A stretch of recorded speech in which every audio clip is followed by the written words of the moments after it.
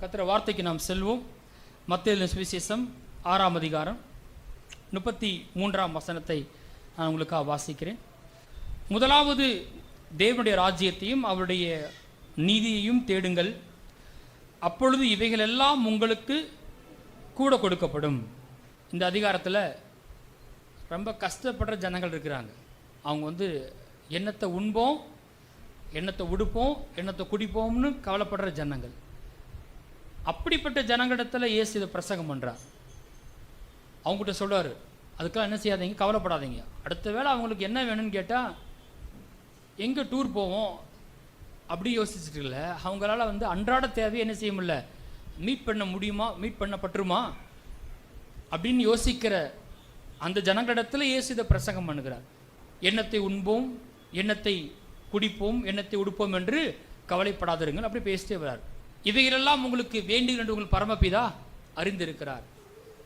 ஆகாயத்து பட்சிகளை கவனித்து பாருங்கள், அவைகள் விதைக்கிறதும் இல்லை, அறுக்கிறதும் இல்லை, களஞ்சியங்களில் சேர்த்து வைக்கிறதும் இல்லை, அவைகளையும் உங்கள் பரமபிதா பிழைப்பற்றுகிறார் அப்படின்னு பேசிட்டே வந்துட்டு தான் சொல்றார். நாளைக்காக கவலைப்படாதிருங்கள், முதலாவது தேவனுடைய ராஜ்யத்தையும் அவர் நீதியையும் தேடுங்கள், அப்பொழுது இவைகளெல்லாம் உங்களுக்கு கூட கொடுக்கப்படும். எத்தனை பேர் இயேசுவின் வார்த்தைக்கு ஆமீன் சொல்றீங்க? சொல்லுங்க. முதலாவது தேவனுடைய ராஜ்யம். மறுபடியும் சொல்லுங்க, முதலாவது தேவனுடைய ராஜ்யம். நம்முடைய வாழ்க்கையில் அவர் ப்ரையாரிட்டியை மாத்துறார். உங்க வாழ்க்கையில் முதல்ல எது இருக்கட்டும், தேவனுடைய ராஜ்யம் இருக்கட்டும்.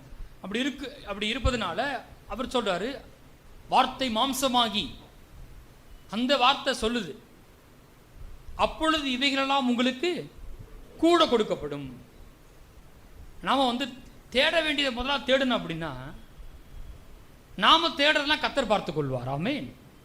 அவருடைய காரியங்கள் நமக்கு ரொம்ப முக்கியமா தெரியும் போது, அவருக்காக வாழும்போது நம்முடைய காரியங்களை அவர் பொறுப்பெடுக்கிற தேவனாக இருக்கிறார்.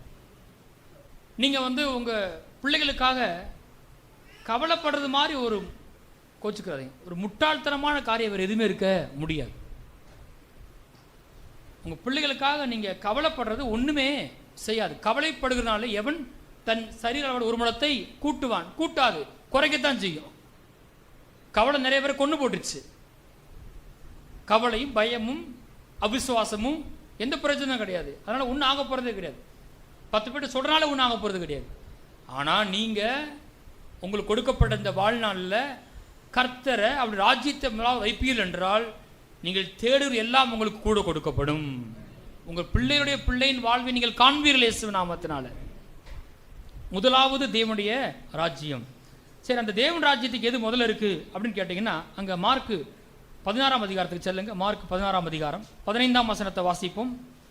பின்பு அவர் அவர்களை நோக்கி, நீங்கள் உலகமெங்கும் போய் சர்வ சிருஷ்டிக்கும் சுவிசேஷத்தை பிரசங்கியுங்கள். உயிர்த்தெழுந்த இயேசு சீசர்களை பார்த்து பரத்துக்கு எடுத்துக்கொள்ளப்படும் முன்பு அதை சொல்லிட்டு போறார். நீங்கள் உலகமெங்கும் போய் சர்வ சிருஷ்டிக்கும் சுவிசேஷத்தை பிரசங்கியுங்கள். சுவிசேஷம்னா என்ன?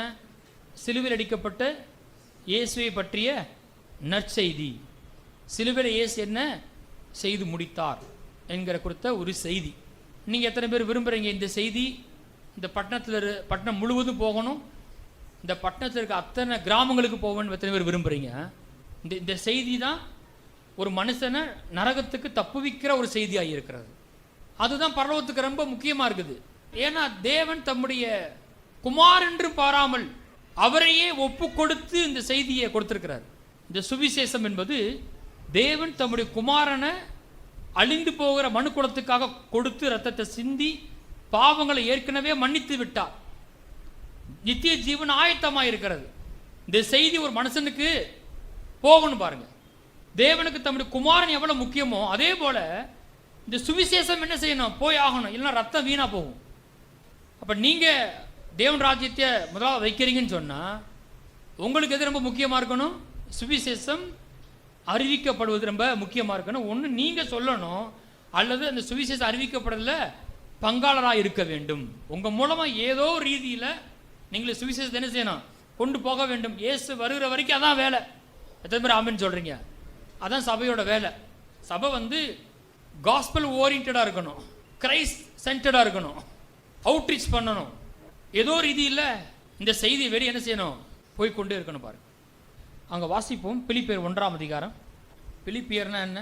பிலிப்பு பட்டணத்தில் இருக்கிற ஜனங்களுக்கு எழுதப்பட்ட நிருபம், பிலிப்பியருக்கு எழுதின நிருபம் பவுல் எழுதியிருக்கிறார். 2ஆம் வசனத்தை வாசிப்போம். அவர் லெட்டர் எழுதுகிறாரு. நம்முடைய பிதாவாகிய தேவனாலும் கர்த்தராகிய இயேசு கிறிஸ்துவினாலும் உங்களுக்கு கிருபையும் சமாதானமும் உண்டாவதாக. வாசிப்போம். சுவிசேஷம் உங்களுக்கு அறிவிக்கப்பட்ட நாள் முதல் இதுவரைக்கும் நீங்கள் அதற்கு உடன்பட்டவர்களானபடியால் நான் பண்ணுகிற ஒவ்வொரு விண்ணப்பத்திலும் உங்கள் அனைவருக்காகவும் எப்போதும் சந்தோஷத்தோட விண்ணப்பம் பண்ணி. இந்த பிலிப்பியரை குறித்து ஒரு காரியத்தை பவுல் அட்ரஸ் பண்ணுறாரு. நீங்கள் யாருன்னு கேட்டால், எப்போ சுவிசேஷத்தை உங்களுக்கு நாங்கள் சொன்னோமோ அந்த அறிவிக்கப்பட்ட நாள் முதல் இதுவரைக்கும் நீங்கள் என்ன செஞ்சுருக்கீங்க, அதற்கு உடன்பட்டவர்களாக இருக்கிறீங்க. அப்படின்னா சுவிசேஷத்திற்கு பங்காளிகளாக இருக்கிறாங்களாம், சுவிசேஷத்திற்கு கூட ஐக்கியம் கொண்டவர்களாக இருக்கிறாங்களாம். ஒத்துழைப்பதன் மூலமாக, அறிவிப்பதன் மூலமாக, கொடுப்பதன் மூலமாக ஏதோ ஒரு வழியில் சுவிசேஷம் விஸ்தாரம் அடைவதற்கு அவர்கள் பங்காளராக இருக்கிறார்கள். அறிவிக்கப்பட்ட நாள் முதல் நீங்கள் சுவிசேஷத்திற்கு உடன்பட்டலானபடியால். 5ஆம் வசனத்தை போட்டிருக்கு, வாசிங்க. உங்களில் நற்கிரியை தொடங்கினவர் அதை இயேசு கிறிஸ்துவின் நாள் பரியந்தம் முடிய நடத்தி வருவார் என்று நம்பி. அங்க ஒன்று சொல்றாரு, எல்லாம் சொல்லுங்க, நற்கிரியை. தேவனுடைய பார்வையில் ஒரு நற்கிரியை. ஏழைகளுக்கு கொடுக்கிறது நற்கிரின்னு எத்தனை பேர் சொல்றீங்க? வேதமும் அதை சொல்லுகிறது, அதில் எந்த மாற்றமும் கிடையாது. வெயிட்டேஜ் எதுக்கு அதிகமாக கொடுக்கணும் அப்படின்னு கேட்டீங்கன்னா, தேவன் எதை நற்கிரின்னு சொல்வார் அதுக்கு என்ன செய்யணும், கொஞ்சம் வெயிட்டேஜ் அதிகமாக இருக்கணும். கடவுள் வார்த்தை ஒன்று வருது, ஒன்று சொல்லுதுன்னா, ஒரு குழந்தைய போல என்னுடைய ஆத்துமாவை நான் அடக்கி அமர பண்ண வைக்க போகிறேன், இதுதான் கர்த்தர் சொல்றார். அப்போ அங்கே போட்டிருக்கு 5ஆம் வசனத்தை வாசிங்க. உங்களில் நற்கிரியை தொடங்கினவர் அதை இயேசு கிறிஸ்துவின் நாள் பரியந்தம் முடிய நடத்தி வருவார் என்று நம்பி. அப்போ உங்களை ஒரு நற்கிரியை தொடங்கினவர் என்ன செய்வாராம், முடிய நடத்துவார். இவங்க என்ன நற்கிரின்னு பைபிளில் போட்டுருன்னு பார்ப்போம். இவங்க என்ன நற்கிரி பண்ணாங்களாம், சுவிசேஷத்திற்கு பங்காளியாக இருந்தாங்களாம், சுவிசேஷத்திற்கு உடன்பட்டவர்களாக இருந்தாங்களாம், சுவிசேஷம் அறிவிக்கப்பட விதைச்சாங்களாம். அதை நற்கிரி என்ன செய்யுது, வேதம் சொல்லுது. நீங்கள் என்னைக்கு சுவிசேஷம் உங்களுக்கு அறிவிக்கப்படுதோ அந்த நாள் முதற்கொண்டு இதுவரைக்கும் அதை செய்றீங்க. கர்த்தர் என்ன செய்யப்பாரு, உங்களை தொடர்ந்து அந்த நற்கிரியை முடியும் வரை நடத்துவார். அப்போ தேவனுடைய பார்வையில் எது நற்கிரியை அப்படின்னு நான் காண்பிக்க விரும்புகிறேன். யோவான் 12ஆம் அதிகாரத்தையும் மத்தேயு 26 2 அதிகாரத்தை எடுத்துக்கொள்ளுங்க. யோவான் 12:3. அப்பொழுது மரியாள் விலையேறப்பெற்ற களங்கமில்லாத நலதம் என்னும் தைலத்தில் ஒரு ராத்தல் கொண்டு வந்து அதை இயேசுவின் பாதங்களில் பூசி தன் தலைமயிரால் அவருடைய பாதங்களை துடைத்தால் அந்த வீடு முழுவதும் தைலத்தின் பரிமளத்தினால் நிறைந்தது. சம்பவம் நமக்கு தெரியும். இந்த மரியாள் யாரு? லாசருடைய சகோதரி. மார்த்தாள் இயேசுவை தான் வீட்டில் ஏற்றுக்கொண்டா. ஆனால் மரியாள் என்ன பண்ணா, அவருடைய பாதத்தின் அருகே உட்கார்ந்து வசனத்தை கேட்டுக்கொண்டிருந்தாள்.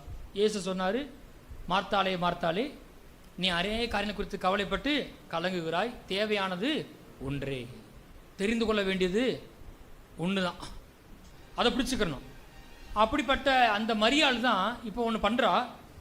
வெளியேற பெற்ற களங்கமில்லாத நலதம் என்னும் தைலத்தை ஒரு ராத்தல் வாங்கி கொண்டு வந்து அதை உடைத்து அதை இயேசுவின் தலையில் ஊற்றி அவருடைய பாதங்களை தன் தலைமுறையில் துடைக்கிறான்னு பார்க்குறோம். அப்படி மத்தேயு 26 எடுத்துக்கிற சொன்னாலே அப்படியே வாசிங்க. மத்தேயு 26 7 மத்தேயு 26:7. ஒரு ஸ்திரீ வெளியேறப்பெற்ற பரிமள தைலமுள்ள வெள்ளைக்கல் பரணியை கொண்டு வந்து அவர் போஜன பந்தியில் இருக்கும்போது அந்த தைலத்தை அவர் சிரசின் மேல் ஊற்றினாள். அவருடைய சீசர்கள் அதை கண்டு விசனம் அடைந்து, இந்த வீண் செலவு எண்ணத்திற்கு, இந்த தைலத்தை உயர்ந்த விலைக்கு விற்று தரித்திரருக்கு கொடுக்கலாமே என்றார்கள். அவங்க உடனே கணக்கு போட்டான், சுற்றி இருக்கிறாள்லாம், இந்த வீண் செலவு எண்ணத்திற்கு. நிறைய பேர் இப்படித்தான் நினைக்கிறாங்க பாருங்க. எதாவது செஞ்சா ஆண்டருக்கு செஞ்சா என்ன சொல்றாங்க, வீண் செலவுன்னு நினைக்கிறாங்க. சீசர்கள் சொல்றாங்க, இந்த வீண் செலவு எண்ணத்திற்கு இந்த தைலத்தை உயர்ந்த விலைக்கு விற்று. அப்போ அந்த தைலம் கொஞ்சம் காசு கிடையாது, எவ்வளோ விலை, உயர்ந்த விலை. பார்த்தனே கண்டுபிடிச்சிட்டான், இது கண்டிப்பாக உயர்ந்த விலைக்கு போகும். நமக்கு தெரியும் 300 பணத்துக்கு போகுமா. ஒரு நாள் வேலை பண்ணால் 1 பணம். 1 வருஷம் சம்பாதிச்சு வைத்ததை வச்சு இவ இதை வாங்கிட்டு வந்திருக்கிறான். இவங்க சொல்கிறாங்க, இந்த தைலத்தை உயர்ந்த விலைக்கு விட்டு தரித்திரருக்கு கொடுக்கலாமே என்றார்கள். இப்போ இயேசு சொல்றார், வாசிங்க அங்கே யோவான் 12:7 போங்க. இவளை விட்டு விடு, என்னை அடக்கம் பண்ணும் நாளுக்காக இதை வைத்திருந்தால். என்ன சொல்லுங்க, வைத்திருந்தால். இவளை உடனடியாக போய் வாங்கலை. இவளுக்கு ஏற்கனவே இயேசு என்ன வாங்கப்பான்ற ஒரு வெளிப்பாடு இவளுக்கு வந்துருச்சு. சிலுவை குறித்த வெளிப்பாடு இவளுக்கு வந்துருச்சு. இயேசு கண்டிப்பாக பழைய பாட்டிலேருந்து சிலுவை குறித்து இவளுக்கு போதித்திருப்பார். ஏன் சிலுவை தான் எல்லா பிரச்சனைக்கும் தீர்வுன்னு சொல்லியிருப்பார். இவ அப்போவே என்ன செய்ய ஆரம்பிச்சிட்டா, சேர்த்து வைக்க ஆரம்பிச்சிட்டா.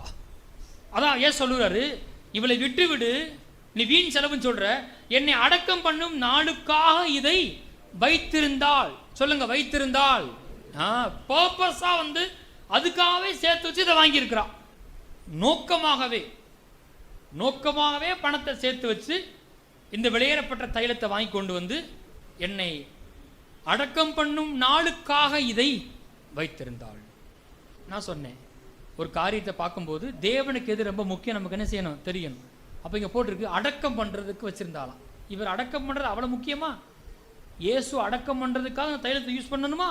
அது ரொம்ப முக்கியமா அப்படின்னு கேட்டால் பைபிளே அதுதான். எம்மாவூர் சிஸ்டர் ஏசு சொல்லுகிறார், எல்லா புஸ்தகத்தை விலைக்கு காண்பிக்கிறார்.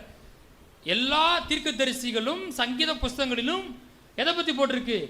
இயேசுடைய பிறப்பு, மரணம், அடக்கம், உயிர்த்தெழுதல். இந்த புத்தகமே எதை பற்றி இருக்குன்னு கேட்டால் இயேசுவோட பிறப்பை பற்றி. பழைய ஏற்பாடு முழுவதும் மேசியா வரப்போறாரு, எங்க பிறக்க போறாரு, அவர் எப்படி மரிக்க போறாரு, அவர் எங்க அடக்கம் பண்ணப்பட போறாரு, எப்படி உயிர்த்தெழ போகிறார், எல்லாமே எதை குறித்து பார்த்தது? இயேசுவை குறித்து தான். அவருடைய மரணம், அவருடைய அடக்கம், அவருடைய உயிர்த்தெழுதல். எத்தனையோ பேர் மரிக்கிறாங்க, அடக்கம் பண்ணப்படுறாங்க. ஆனால் இயேசுடைய மரணம் விலையேறப்பட்டது, இயேசுடைய அடக்கம் உயிர்த்தெழுதல் ரொம்ப விலையேறப்பட்டது. ஏன்னா அவர் சிலுவைக்கு போய் மரிக்கிறதுனால தான் நாம் எல்லாம் உயிர்ப்பிக்கப்பட போகிறோம், ரட்சிக்கப்பட போகிறாங்க. பிசாசின் பிடிலிருந்து விடுதலை உண்டாக போகுது. நரகத்துக்கு போகிற மனுஷன் தப்பி பரவத்துக்கு போக போகிறான். எல்லாம் இயேசுடைய மரணத்தில் தான் இருக்குது பாருங்க. அப்போ நமக்கு ரொம்ப அது மேன்மையாக தெரியணும். இவளுக்கு அது ரொம்ப மேன்மையாக தெரிஞ்சிருக்கு பாருங்க. இவள் என்ன பண்ணுறா, அவருடைய மரணத்தை உயர்த்தி காண்பிக்கிறா. அந்த பரிமள தைலத்தை உடைச்சு ஊற்றின உடனே வீடு முழுவதும் அந்த வாசனை நிறைஞ்சிருக்குது, எல்லாருக்கும் வாசனை வருது. இது அவர் சொல்றாரு, இது எதுக்குன்னு கேட்டால் ஏன் மரணத்தை எக்ஸால்ட் பண்ணி காமிச்சிருக்கிறா, இயேசுடைய மரணத்தை உயர்த்தி காண்பித்திருக்கிறாள். மத்தேயு 26:12, இவள் இந்த தைலத்தை என் சரீரத்தின் மேல் ஊற்றினது என்னை அடக்கம் பண்ணுவதற்கு எத்தனமான செய்ய இருக்கிறது. யாராவது இப்படி செய்வாங்களா? இவ தைலத்தை ஊத்துனது எது கடையிலாம இருக்குது? என்னை அடக்கம் பண்ணுவதற்கு எத்தனமான செய்ய இருக்கிறது. அபசகுணம் இல்லை, இது போற்றப்பட வேண்டிய ஒன்று, உயர்த்தப்பட வேண்டிய ஒன்று.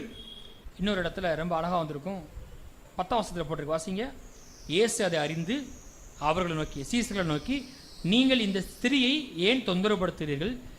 என்னிடத்தில் நற்கிரியை செய்திருக்கிறாள். இவங்க பார்வைக்கு வீண் செலவா தெரியுது, ஆனால் இயேசுவின் பார்வைக்கு, சத்தமா சொல்லுங்க, இவங்க மனுஷன் பார்வைக்கு வீண் செலவு, ஆனால் இயேசுவின் பார்வைக்கு நற்கிரியை. உங்களுக்கு எது ரொம்ப முக்கியமாக தெரியுது? இதை மேன்மையாக தெரியாமல் அதை மட்டும் மேன்மையாக நினச்சிங்கன்னா you are wrong. I'm sorry. அங்கே நான் விட்டு கொடுக்க மாட்டேன். உங்களுக்கு கடவுள் கொடுக்கறது மேன்மையாக தெரியலையா, ஆனால் நீங்கள் அதுக்கு ரீப்ளேஸ்மெண்ட்டாக நீங்கள் மற்றவங்க கொடுக்கறதா பெருசாக நீங்கள் சொன்னீங்கன்னா தென் யூ ஆர் ராங். நீங்கள் தப்பு. கடவுள் பார்வை நீங்கள் தப்பு. கடவுள் நீங்கள் விட பெரிய இரக்கமான ஆள் கிடையாதுங்க. கடவுள் தன்னுடைய குமாரனையே கொடுத்த ரத்தத்தை சிந்த வச்சிருக்காரு, நிர்வாணமாக தொங்கி இருக்கிறாரு. அவர் வானம் பூமி கொள்ளாத தேவன் சரீரத்தில் இந்த பூமியில் பிறந்து செய்ய முடியாத காரணம் செஞ்சு முடிச்சிருக்கிறாரு. நீங்கள் உங்கள் பிள்ளைய, நான் ஒரு தப்பு பண்ணிட்டேன் என்னை அடிக்கிறேன்றாங்க, நீங்கள் யாராவது உங்கள் பிள்ளையை கொடுப்பீங்களா? நம்ம பாஸ்ட் அடி வாங்கக்கூடாது. மகனே நீ போப்பா, பாஸ்ட்டுக்கு அடி வாங்கிட்டு வா. உண்மையை சொல்லுங்கள், யாராவது செய்வீங்க? யாருமே செய்ய மாட்டீங்க. உங்கள் பாஸ்ட்டு செய்ய மாட்டீங்க. ஆனால் தேவன் நாம் பாவிகளாக இருக்கையிலேயே நமக்காக தம்முடைய சொந்த குமாரனை கொடுத்தார். மகத்தான அன்பு. கேட்குறது ரொம்ப ஈஸியாக இருக்கும், செய்கிறது ரொம்ப கஷ்டம். அப்போ அப்படி அவர் மேன்மையாக நினைக்கிற காரியம் தான் எனக்கு மேன்மையாக தெரிய வேண்டும். இவன் வீண் செலவுன்றான், ஆனால் அவர் நற்கிரியன்றார். அப்போ நான் சொல்கிறேன், சிலர் ஆலயம் கட்டுறது வீண் செலவுன்றான், நான் சொல்கிறேன் நற்கிரியன்றேன். அவன் சில உதாரணத்தை காண்பிக்க பாருங்க. மத்திய 27ஆம் அதிகாரத்துக்கு போங்க, 57ஆம் வசனத்தை வாசிப்போம். சாயங்காலமான போது இயேசுவுக்கு சீசனும் ஐஸ்வர்யவானுமாய் இருந்த யோசேப் என்னும் பேர் கொண்ட அரிமத்தியா ஊரானாகிய ஒரு மனுஷன் வந்து பிலாத்துவிடத்தில் போய் இயேசுவின் சரீரத்தை கேட்டான். அப்பொழுது சரீரத்தை கொடுக்கும்படி பிலாத்து கட்டளையிட்டான். எல்லாரும் போய் கேட்டா சரீரத்தை கொடுப்பானா? கொடுக்க மாட்டான், கண்டிப்பாக கொடுக்க மாட்டான். ஆனால் அங்கே போட்டிருக்கு ரொம்ப தெளிவா, அவன் இயேசுவுக்கு சீசனும், சத்தமா சொல்லுங்க, ஐஸ்வர்யவானுமாய் இருந்த.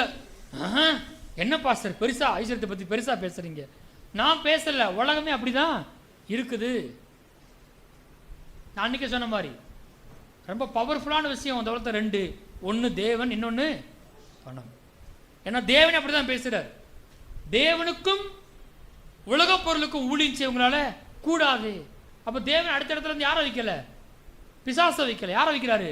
பணத்தை வைக்கிறாரு. பணத்தை காமிச்சு என்ன வேணா செய்ய வைக்கலாம் அப்படின்னு காமி. Money is powerful. தேவனுக்கு அடுத்தபடியா இயேசுக்கு சீசன் தான், ஆனால் வெறுமன சீசன் கிடையாது. ஐஸ்வர்யமாய் இருந்த அந்த யோசேப்பு போய் பிலாத்து இடத்துல இயேசு என்ன செய்யறான்? கேட்கிறான். கேட்டு என்ன பண்ண பாருங்களேன், வாசிங்க. உட்காந்து ஒப்பாரி வைக்கல. ஐயோ இயேசு சரீரத்தை எங்க போய் வைக்க போறனோ என்ன செய்யல, அல்ல. வாசிங்க என்ன போட்டிருக்கு? யோசேப்பு அந்த சரீரத்தை எடுத்து துயதான மெல்லிய துப்பட்டியிலே சுற்றி தான் கண்மனையில் வெட்டியிருந்த தன்னுடைய புதிய கல்லறையிலே அதை வைத்து கல்லறையின் வாசலில் ஒரு பெரிய கல்லை புரட்டி வைத்து போனான். பார்த்தீங்களா எவ்வளவு கனமா இயேசு சரீரம் வைக்கப்பட்டிருக்கிறது. ஆமென். அடக்கம் பண்ணப்பட்டிருக்கு. யாராலும் கேட்டா ஒரு ஐஸ்வர்யவான். இயேசு சரீரத்தை கனமா அடக்கம் பண்றதுக்கு ஐஸ்வர்யம் வேணும்னா அதை அறிவிப்பதற்கும் ஐஸ்வர்யம் வேண்டியதாக இருக்கிறது. அப்படியே யோவான் 19ஆம் அதிகாரத்துக்கு போங்களேன். திரும்ப இதே விஷயம் போட்டிருக்கு. யோவான் 19ஆம் அதிகாரம் 38. இவைகளுக்கு பின்பு அரிமத்தியா ஊரானும் யூதருக்கு பயந்ததினால் இயேசுவுக்கு அந்தரங்க சீசனமாகிய யோசேப். அப்ப ஒரு காலத்தில் இந்த யோசேப் யாரு? அந்தரங்க சீசன். அப்படிப்பட்ட ஆளு. இப்ப வாசிப்போம். அந்த யோசேப்பு இயேசுவின் சரீரத்தை எடுத்து கொண்டு போகும்படி பிலாத்தினிடத்தில் உத்தரவு கேட்டான். பிலாத்து உத்தரவு கொடுத்தான். ஆகையால் அவன் வந்து இயேசுவின் சரீரத்தை எடுத்து கொண்டு போனான். எவ்வளவு பெரிய விஷயம் பார்த்தீங்களா? ஒரு காலத்தில் அந்தரங்கத்தை தேடினவன் இன்னைக்கு பகிரங்கமா போய் பிலாத்தினிடத்துல இயேசுவின் சரீரத்தை கொடுங்கன்னு கேட்டா இது எங்க போயிருக்கோம்? ஊரெல்லாம் போயிருக்கோம். சரீரத்தை வாங்கி கொண்டு போய் தனக்காக வெட்டியிருந்த அந்த புதிய கடலில் கொண்டு போய் வைத்தான் பார்க்கிறோம். எல்லாருமே பாருங்க, தனக்காக வச்சிருந்த இயேசுக்காக கொடுத்துருக்காங்க. அந்தரங்கமா இருந்த சீசன் இப்ப இயேசுடைய மரணத்தை உயர்த்தி காண்பிக்கிறான். அடக்கத்தை அவன் பண்றான். 39 வருஷத்தை போட்டிருக்குது. திரும்ப அங்கே போட்டிருக்கு. ஆரம்பத்திலே ஒரு ராத்திரியில் இயேசுவிடத்தில் வந்திருந்த நிக்கோதேமு என்பவன் வெள்ளை போலமும் கரிய போலமும் கலந்து ஏறக்குறைய 100 ஆத்தல் கொண்டு வந்தான். இவனு யார்? ஒரு அந்தரங்க சீசன். அந்த எம்பாமிங் பண்றதுக்கா சரீரத்தை, அதுக்கு என்ன வேணும்? சுகந்த வாசனை பொருட்கள்லாம் வேணும் இல்லையா? அதுக்கு எத்தனை ஆத்தல் கொடுத்தானா? இவனு யாருன்னா ஒரு அந்தரங்க சீசன். நைட்டு கேட்டவன் அவன்கிட்ட இயேசு சொன்னார், ஒரு மறுபடியும் பிறவாவிட்டால் தேவன் ராஜ்யத்துக்குள்ள பிரவேசிக்க மாட்டான்னு பேச அந்த நிக்கோதேமு தான். இப்ப வெளியே யோவான் 3ஆம் அதிகாரத்தில் மறைவா வந்தவன் இங்க 19ஆம் அதிகாரத்தில் வெளியே வந்துட்டான். வெளியே என்ன கொடுத்தான்னு கேட்டீங்கன்னா, வெள்ளை போலமும் கரிய போலம். எத்தனை ராத்தல்? 100 ராத்தல். ஒரு ராத்தலே 300 பணம், ஒரு வருஷ சம்பளம். எத்தனை ராத்தல்? 100 ராத்தல்.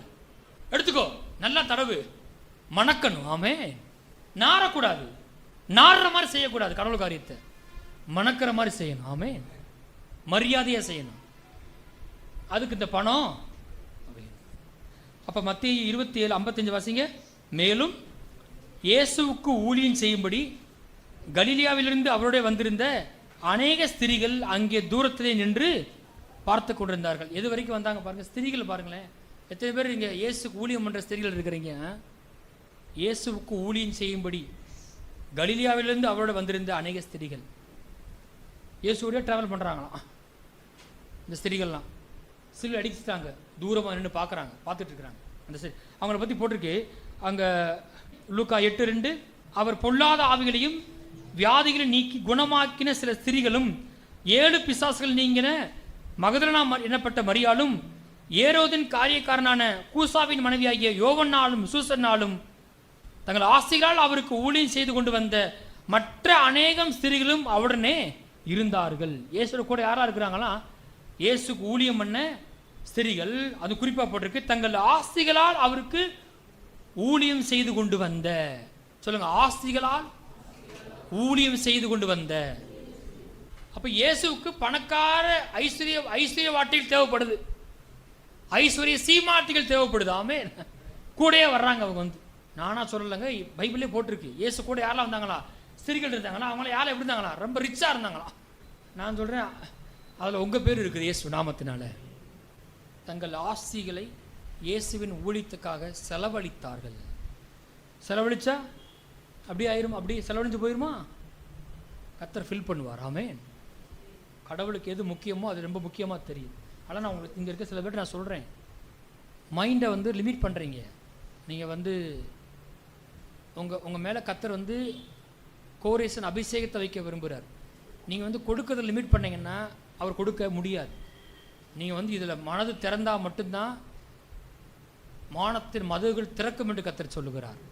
நீங்கள் வந்து அதில் ஒரு லிமிட் பண்ணிங்கன்னா ஐயோ, அது குறிப்பாக பயம். கொடுத்துட்டா அதான் பிரச்சனையே. இவ்வளோ கொடுக்கணுமா? உங்களை வேறு லெவலில் பயன்படுத்தணும் அப்படின்னா நீங்கள் என்ன செய்யணும்? ரிஸ்க் எடுத்தா. நாங்களாம் அப்படி தான் இருக்கிறோம். கர்த்தர் கொடுக்கல பயப்படவே கூடாது. தைரியமாக வாழ்றது ஒரு வாழ்க்கை கர்த்தருக்காக வாழ்ந்துடணும். அவர்கிட்ட கொடுத்தா என்ன ஆகும் அது சொல்லி முடிச்சிடுறேன். சில பேர் கொடுத்துட்டு அப்புறம் எனக்கு அப்படி தானே கேட்குறீங்க. இவங்கெல்லாம் பார்த்தீங்கன்னா அரிமத்தியா ஊரான யோசேப்பு தனக்காக ஒரு நிலத்தை வாங்கி அதில் வந்து கல்லறையை கட்டி வச்சுருக்காங்க. அதை பெரிய கல்லை வந்து தான் புரட்டி வைக்க முடியும். அப்போ அவ்வளவு ஒரு விலை கொடுத்து வாங்கப்பட்ட கல்லறை. அது நிலமும் அந்த கல்லறையும் அந்த இடமும் ஈஸி கிடையாது. திரும்ப சொல்ற, தனக்காக சேர்ந்து இயேசுக்காக கொடுத்துட்டான். அவனும் பாருங்க அந்த 300 பணத்துக்காக சேர்த்து வச்சு இதுக்காகவே வைத்திருந்தாள், ஊத்துறதுக்காகவே வச்சிருந்தா. சொல்றா வீண் செலவு, வீணாக்கிறதுக்காகவே நான் வச்சிருக்கேன்டா. அதன்று வீணாக்கிறதுக்காகவே நான் வச்சிருந்தது எனக்காக. அந்த அந்த 100 ராத்தல் கரிய போலம் வெள்ளை போலம் அந்த நிக்கதம் சேர்த்து வச்சிருப்பார் இல்லையா? 100 ராத்தலா கொடுக்கறது யோசிச்சிருக்கலாம் இல்லையா? தனக்காக தான் வச்சிருப்பாரு, தன் குடும்பத்துக்காக வச்சிருப்பாரு. ஆனால் இயேசுன்னு வரும்போது அக்கௌண்ட் ஓப்பன் பண்ணிட்டார். கொடுக்கலாம் தாராளமாக. நான் சும்மா பிரசங்கம் பண்ணல, நாங்கள் உங்களுக்கு மாதிரிகளாக இருக்கிறோம். இந்த பட்டணத்து ஜனங்களை இங்கே கொண்டு வருவார். ஆமென். நாம் வந்து இந்த ஊரில் இருக்கிற எல்லா மகால்களையும் பிடிச்சி சுவிசேஷ கூடத்தை நடத்த போகிறோம். ஆமென். டிவியில் தொடர்ந்து வரப்போகிறோம். ஆமென். அதுக்கு பணம் செலவழிக்க வேண்டும், அதுக்காக விசுவாசிக்க வேண்டும், மனதை திறக்கணும். பணத்தை நீங்க சம்பாதிக்கல, கர்த்தர் கொடுக்கிறார். அவட்ட உன்கிட்ட எதிர்பார்க்கறது, உனக்கு இந்த மனசு இருக்குதா? உன் இருதயம் கொஞ்சம் விசாலமாக இருக்குதா? இல்லைன்னா லிமிட் பண்றியா? கொடுக்கிற ஆளா விரும்புறியா? இந்த நற்கிரியை செய்ய ஆசைப்படுறியா? நாங்கள் ஒரு கார் வாங்கியிருந்தோம் பாருங்க, வேலையை விட்டு வரும்போது. அந்த கார் நாங்கள் ஊர் சுத்தருக்கு பண்ணமோ பயன்படுத்துகிறோமோ இல்லையோ, அது வாங்கலேருந்து அந்த சுவிசேஷ வண்டி. அது வந்து எதாக இருந்தாலும் சரி ஆண்டவருக்கு தான். எங்கள் வாழ்க்கையில் அப்படி தான் போயிருக்கிறோம். சேர்த்து வச்ச பணத்தெல்லாம் சென்னையிலேருந்து வரும்போது அதை செலவச்சோம். அடுத்து தொடர்ந்து சேர்த்து வச்சதெல்லாம் கர்த்தர் ஆலயத்துக்குன்னு போட்டுட்டோம். வரதெல்லாம் போடுறோம். ஆனாலும் எங்கள் தேவைகளை தேவன் சந்திக்கிறார். நம்மளே இவ்வளோ வைராக்கியமாக இருக்கும்போது கர்த்தரை விட்டுருப்பாருன்னு யோசித்து பாருங்களேன். அப்போ நான் கொடுத்துட்டா எனக்கு அப்படின்னு தானே கேட்குறீங்க. அதுக்கு மட்டும் பதில் சொல்லி நம்ம முடிச்சிடலாம். பிலிப்பியர் 4:15. மேலும் பிலிப்பியரே, சுவிசேஷத்தின் ஆரம்பத்திலே நான் மக்கதனியாவிலிருந்து புறப்பட்ட போது கொடுக்கல் வாங்கல் காரியத்தில் நீங்கள் மாத்திரம் எனக்கு உடன்பட்டதை அல்லாமல் வேறொரு சபையும் உடன்படவில்லை என்று நீங்கள் அறிந்திருக்கிறீர்கள். அவர் சொல்லுவார், நான் சுவிசேஷத்தை அறிவிக்கணும். அப்போ வந்து எனக்கு கொடுத்தது யாரு? நீங்க மட்டும்தான். பிலிப்பி சபையாரே, பிலிப்பியரே, நீங்க தான் என்ன செய்ய கொடுத்தீங்க, வேற யாரும் என்ன செய்யல, எனக்கு கொடுக்கல. அதை வாங்கிட்டு போய் தான் என்ன பண்ணேன், ஊழியம் பண்ணேன் அப்படின்றார். தொடர்ந்து வாசிப்போம். நான் தெசலோனிக்கையில் இருந்த போதும் என் குறைச்சலை நீக்கும்படி நீங்கள் 2 தரம் அனுப்பினீர்கள். உபகாரத்தை நான் நாடாமல் உங்கள் கணக்குக்கு பலன் பெருகும்படியே நாடுகிறேன். பாருங்க, ஒரு வகையில் சொல்லப்போனால் இவர் ஆமாம் அவங்ககிட்ட தசமபாகத்தை குறித்து காணிக்கை குறித்து பிரசங்கம் பண்ணி காணிக்கை வாங்குறாரு, ஊழியம் பண்ணுறாருன்றது உண்மைதான். ஆனால் அவர் என்ன பண்ணுறாரு, வாங்குறது மாத்திரமில்ல, நான் வந்து உங்கள் கணக்குக்கு பலன் பெருகும்படி விரும்புகிறேன். இப்போ ஒரு வாக்குத்தத்தத்தை சொல்றாரு பாருங்க, அங்கே வாசிப்போம் 18ஆம் வசனம். எல்லாம் எனக்கு கிடைத்தது, பரிபூரணமும் உண்டாயிருக்கிறது, உங்களால் அனுப்பப்பட்டவைகளை சுகந்த வாசனையும் தேவனுக்கு பிரியமான உகந்த பலியுமாக எப்பாப்பிரோத்து தீத்துவின் கையில் வர பற்றி கொண்டபடி நான் திருப்தி அடைந்திருக்கிறேன். அங்க ஒரு வார்த்தை போட்டிருக்கு, உங்களால் அனுப்பப்பட்டவைகளை சுகந்த வாசனையும் தேவனுக்கு பிரியமான உகந்த பலி. சுகந்த வாசனை, தேவனுக்கு பிரியமான உகந்த பலி நிறைய இருக்குது, இல்லைன்னு சொல்லல. நம்முடைய சரீரத்தை ஜீவபலியா ஒப்பு கொடுக்க வேண்டும், அதெல்லாம் போட்டிருக்கு. ஆனா இங்க கொடுக்கிற காணிக்க வந்து தேவனுக்கு என்னவா போகுதான், சுகந்த வாசனையும் தேவனுக்கு பிரியமான உகந்த பலியுமா போகிறது. சுகந்த வாசனை பாருங்க பாஸ்டர், அது பேர் என்னது, சாம்பிராணி. அந்த சாம்பிராணி வாங்கிட்டு போட்டு விட்டுருவோம் இன்னைக்கு ஆண்டவருக்கு. சாம்பிராணி போடுறது இல்லை, அது பழைய பாட்டில் முடிஞ்சு போச்சு. நான் கொடுக்கிற காணிக்க அது தேவனுக்கு சுகந்த வாசனையா போகுதான். இது ஏதாவது புரியுமா இருக்கா? மற்ற கேள்வி பண்ணுவான், ஓ கடவுள் பணத்தை முகந்து பார்க்குறாரா, முகந்து பார்க்குறாரா உனக்கு? அவர் சொல்லுவார், இதுக்கு பின்னாடி சுவிசேஷம் அறிவிக்கப்பட போகிறது, ராஜ்யம் உனக்கு முக்கியமாக தெரியுது, என் குமார் ரத்தத்தை பற்றி நாம் அறிவிக்க போகிறோம், ஜனங்கள் ரட்சிக்கப்பட்டு பரத்துக்கு வர்றாங்க, இதுதான் ரொம்ப முக்கியம்.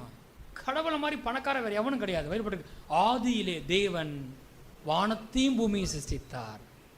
முதல் வசனம் சொல்லுது, தேவனை போல பணக்காரன் வேறு எவனும் கிடையாது. அன்னைக்கு ஒரு வாட்ஸ்அப்பில் போட்டுருந்தானுங்க, உண்மையான்னு எனக்கு தெரியாது, அதை நீங்கள் செக் பண்ணிக்கோங்க. அம்பானியுடைய சொத்து மதிப்பு 10 லட்சம் கோடியாம். அது அவர் வந்து ஒரு நாளைக்கு 3 கோடி செலவழிச்சா கூட இன்னும் 900 வருஷத்துக்கு செலவழிக்கலாமா. நம்மளாம் கடையை சாத்திடுவோம் போதுண்டான்னு. சார் கொஞ்சம் கொடுத்தோன்னே அப்பாடா நம்ம நிறையா கொடுத்து போட்டோம் ஆண்டவருக்கு போதும். இல்லைங்க நீங்கள் இன்னும் கொடுக்க ஆரம்பிக்கலை, நிறைய வரப்போகுது இயேசு நாமத்தினால. பணக்காரரான் உலக பணக்காரர் பட்டியல் இருக்கிறாங்க. அவர் வந்து ஒரு சம்பாத்தியத்தை வந்து நூற்றுக்கணக்கான வருஷங்கள் உட்காந்து சாப்பிடலாம். ஒரு நாளைக்கு கோடிக்கணக்கான செலவழிச்சா கூட வருமா. அப்போ நம்ம தேவன் எவ்வளோ பெரியவராக இருப்பார் யோசித்து பாருங்களேன். இப்போ நம்மால் சொல்கிறாரு, நீ கொடுத்த அந்த விதைச்ச காணிக்க வந்து சுகந்த வாசனை உகந்த வலிமா தேவன்கிட்ட போச்சு. சொல்றாரு, என் தேவன் தம்முடைய மகிமையின் ஐஸ்வர்யத்தின்படி உங்களுக்கு குறைவுகளை எல்லாம் கிறிஸ்து இயேசுக்குள் இம்மையிலே நிறைவாக்குவார். அவங்கள பார்த்து அந்த வார்த்தையை சொல்றாரு. கடைசியா மார்க்கு 10:28. அப்பொழுது பேதுரு அவரை நோக்கி, இதோ நாங்கள் எல்லாவற்றையும் விட்டு உம்மை பின்பற்றினோமா என்று சொல்லத் தொடங்கினான். சொல்றார், விடுறதுக்கு ஒன்றுமே இல்லை, அம்புட்டி விட்டுட்டோம் அப்படின்னு சொல்ல தொடங்கினானா. அதற்கு இயேசு பிரதித்திரமாக, வாசிப்போம் சத்தமாக, என் நிமித்தமாகவும் சுவிசேஷத்து நிமித்தமாகவும். கவனிக்கணும், இயேசு வந்து சுவிசேஷத்துக்கு எங்கே பிளேஸ் வைக்கிறான்னு கேட்டிங்கன்னா, என் நிமித்தமாகவும் உடனே எது வருது, சுவிசேஷம். அவ்வளோ முக்கியம் அது. என்னையே நான் கொடுத்துருக்கேன், கொடுத்து தான் இந்த ரத்தத்தை சிந்தி இந்த செய்தியை சம்பாதிச்சிருக்கிறேன். என் நிமித்தமாகவும் சுவிசேஷ நிமித்தமாகவும் வீட்டையாவது சகோதரரையாவது சகோதரிகளையாவது தகப்பனையாவது தாயாவது மனைவியாவது பிள்ளைகளையாவது நிலங்களையாவது விட்டவன் எவனும் இப்பொழுது இம்மையிலே, என்ன சொல்லுங்க, இப்பொழுது இம்மையிலே, இப்போ கொடுப்பார் ஆண்டவர். ஆமென். இப்பொழுது இம்மையிலே துன்பங்களோடே கூட நூறத்தனையாக. அது என்ன துன்பம் அப்படின்னு கேட்டால், கண்டிப்பாக நீங்கள் பெருகினீங்கன்னா உங்களை பார்த்து 10 பேர் பேசத்தான் செய்வாங்க. கார் மாறிச்சு, வீடு மாறிச்சு, கண்டிப்பாக என்ன செய்வாங்க, அதுக்காக காரை வந்து மறைச்சிக்கிட்டே ஓட்ட முடியாது, வீடை வந்து துணியை போட்டு மறைக்க முடியாது. கத்த தருவாரா தரமாட்டாரா? கண்டிப்பாக தருவார். விட்டவன் எவனும், எல்லாம் சொல்லுங்க, விட்டவன் எவனும் போட்டுருக்கு. இப்பொழுது இம்மையிலே துன்பங்களோடே கூட நூறத்தனையாக வீடுகளையும் சகோதரரையும் சகோதரிகளையும் தாய்களையும் பிள்ளைகளையும் நிலங்களையும் மறுமையிலே நித்திய ஜீவனையும் அடைவான் என்று மெய்யாவே உங்களுக்கு சொல்லுகிறேன். அவன் நீங்கள் எத்தனை பேர் சுவிசேஷத்திற்கு பங்காளியாக போகிறீங்க? அது ஒரு நற்கிரியை. அதை இது வரைக்கும் செய்யலாம், இன்னைக்கு செய்ய தொடங்குங்க. தொடங்குனா உங்கள் வாழ்க்கையில் அதை கர்த்தர் முடிய நடத்துவார். நீங்கள் கொடுக்குற ஆளாக இருப்பீங்க. உங்களுக்கு கர்த்தர் 100 மடங்கு கொடுப்பார். பைபிள் போட்டிருக்கு, இந்த இந்த உலக பொருளை கொண்டு சிநேகிதர் என்ன செய்யுங்க, சம்பாதிங்க. ஏன்னா நித்தியத்தில் போனீங்கன்னா நீங்கள் விதைச்சங்களே அந்த பணத்தால் கூட நடத்துகிறாங்களே, அதனால நாங்கள் ரட்சிக்கப்பட்டுன்னு சொல்லுவாங்களாம். உங்களை வரவேற்பாங்களா நித்தியத்தில் வந்து, நமக்கு தெரியாமல் இருக்கும். அவர் சொல்வார் பவுல், எனக்கு அளிக்கப்பட்ட கிருபை நீங்கள் பங்குள்ள ஆனபடியினால், அதாவது எனக்கு கடவுள் கிரேஸ் கொடுத்துருக்காரு, ஆனால் அது இதில் யாருக்கு பங்கு இருக்கு? உங்களுக்கு பங்கு இருக்கு. நான் என்னெல்லாம் செஞ்சனோ அதில் உங்களுக்கும் பங்கு இருக்குது. எப்படின்னு கேட்டால் நீங்கள் என்ன செஞ்சீங்க, விதைச்சிங்க. அப்போ என்னை பார்க்கும்போது உங்கள் பிரசங்கத்தை ரசிக்கப்பட்டேன் இல்லை, யாரெல்லாம் விதைச்சாங்களோ அவங்கள பார்த்து சொல்லுவாங்க, நீங்கள் விதைச்சிங்களே ரொம்ப நன்றி அப்படின்னு அவங்க சொல்லுவாங்க. இதெல்லாம் ரொம்ப மேன்மையான காரியம். ஆக மனதை இருதயத்தை குழந்தையை போல் அடக்கி அமர பண்ணி வார்த்தைக்கு ஒத்து செய்ய ஆரம்பிங்க. உங்கள் குடும்பம் வாழ்ந்திருக்கும், சபை வாழ்ந்திருக்கும், இந்த பட்டணம் வாழ்ந்திருக்கும். கர்த்தர் உங்களை ஆசீர்வதிப்பாராக. எழுந்திருப்போம், கண்களை மூடுவோம், தேவ சமூகத்தில் நின்றுவும் நான் சொல்கிறேன், நான் இதை தான் சேர்த்து வச்சுருக்கேன் பாஸ்டர், என்கிட்ட இது இருக்குது, நான் எனக்காக வச்சுருந்தேன் பாஸ்டர், இதை வாங்குறதுக்காக வச்சுருந்தேன். நான் சொல்கிறேன், நீங்கள் அதை கொடுத்து பாருங்கள். அது அந்த பலி, அது தேவனுக்கு பிரியமான உகந்த பலி, சாக்ரிஃபைஸ். அது வழியோடு நீங்கள் கொடுக்குறீங்க, அதுதான் தேவனுக்கு சுகந்த வாசனையாக போகுது. தைரியமாக விதைங்க, பயப்படாதீங்க, கொடுங்க, ராஜ்யத்துக்காக கொடுங்க. உங்கள் மூலம் அந்த பட்டணம் வாழ்ந்திருக்கும். இந்த பணத்தை விட ரொம்ப பெருசு அந்த ஜீவன். அன்பின் பிதாவை துதிக்கிறோம். இந்த நல்ல வார்த்தைகளுக்காக நன்றி. இந்த சபையை, இந்த திருச்சி ஜீவ வார்த்தை ஆலயத்தை சுவிசேஷத்துக்கு பங்காளி ஆக்கினதுக்காக துதிக்கிறோம் கர்த்தாவே. நாங்கள் எல்லாரும் எங்களுக்கு சுவிசேஷம் அறிவிக்கப்பட்ட நாள் முதல் அதுக்கு உடன்படுகிறோம் கர்த்தாவே. நாங்கள் எங்களை பங்காளால் இணைத்துக் கொள்கிறோம் ஆண்டவரே.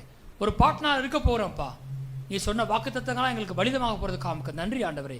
இது வீண் செலவல்ல, இது நற்கிரியை என்று விசுவாசிக்கிறோம். நீர் அப்படி செய்கிறீர். இயேசுவின் நாமத்தில் ஜெபிக்கிறோம் நல்ல பிதாவே, ஆமென்.